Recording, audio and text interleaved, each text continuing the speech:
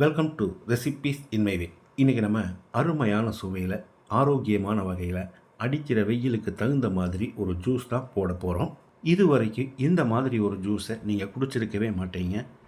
குறைஞ்ச செலவில் நிறைஞ்ச சுவையோடு இதை எப்படி செய்கிறது, இதுக்கு தேவையான பொருட்கள் என்ன பார்க்கலாம் வாங்க.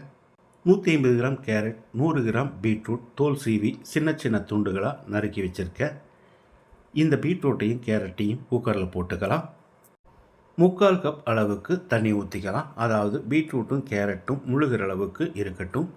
இப்போ இந்த குக்கரை மூடி 3 விசில் விட்டு எடுத்துக்கலாம். 3 விசில் வந்த பிறகு நல்லா ஆற வச்சுருக்கேன்.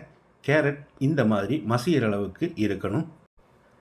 நல்லா ஆறின பிறகு இதை மிக்ஸி ஜாரில் வேக வச்ச தண்ணியோடையே போட்டுக்கலாம். இதில் 2 டேபிள் ஸ்பூன் சர்க்கரைக்கு பதிலாக நீங்கள் தேன் வேணாலும் சேர்த்துக்கலாம். சர்க்கரை உங்கள் விருப்பம் போல் கூடவோ குறையவோ சேர்த்துக்குவோங்க. இதில் 1/2 டீஸ்பூன் ஏலக்காய் தூள், 1/4 டீஸ்பூன் உப்பு, தேவைப்பட்டால் கொஞ்சமாக தண்ணி சேர்த்து நைஸாக அரைச்சி எடுத்துக்கலாம். அரைக்கும்போது தருதருன்னு இல்லாமல் நல்லா நைஸாக இருக்கணும்.